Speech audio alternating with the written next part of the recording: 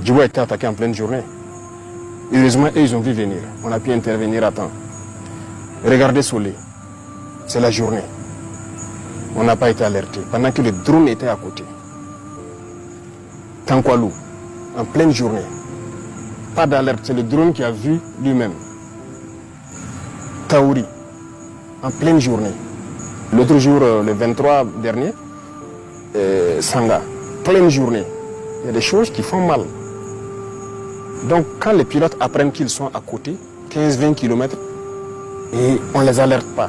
Peut-être qu'ils sont en train de chercher ailleurs, parce qu'ils ont beaucoup de positions en même temps, et vous vous faites surprendre en pleine journée. Comment est-ce qu'on peut expliquer ça? C'est une faute grave. Vous avez sacrifié vos hommes.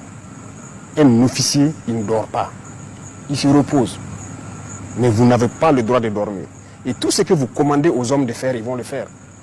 Si l'homme n'exécute pas, vous les punissez. Jusqu'à la radiation aussi. Donc il y a des responsabilités et c'est lourd. Et les gens doivent se réveiller. On a eu des cas où des gens signalent l'arrivée d'ennemis. Les drones arrivent et ils les demandent donc c'est quel côté. On observe, on ne voit pas. Il dit non, on avait signalé là-bas. On dit qui a signalé? Est-ce que tu as quelqu'un? Vous voyez les antennes, les pylônes là? Presque dans toutes les communes, il y a des pylônes.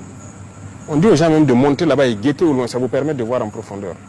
Ils ne le font pas. Les pilotes le demandent, est-ce que tu as mis quelqu'un dans l'antenne pour observer au loin, pour nous guider? Il dit oui. Et le pilote lui répond, vous mentez, je suis à votre verticale, il n'y a personne sur l'antenne.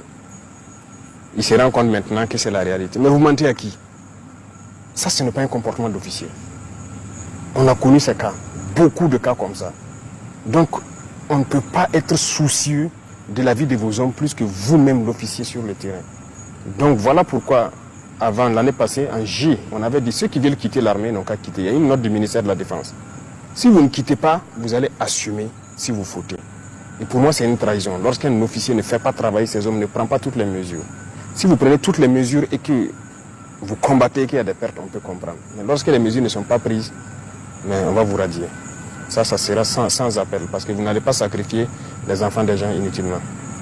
Monsieur le Président, ces radiations n'auront-elles pas un impact sur la cohésion du groupe? Et la mort. La mort de pauvres soldats là. C'est ça. Le soldat est fait pour exécuter. Et c'est à vous, l'officier, de le dire, va te poster ici, tu observes et tu me rends compte. Et l'officier à son poste, il écoute en permanence. C'est à vous, l'officier, de dire le matin, faites des obstacles ici. Si vous ne comprenez pas, le soldat meurt. Ça entache plus la cohésion. Il faut assumer. Et c'est ce qu'on a reproché d'ailleurs aux gens dans le passé. Il faut être ferme souvent.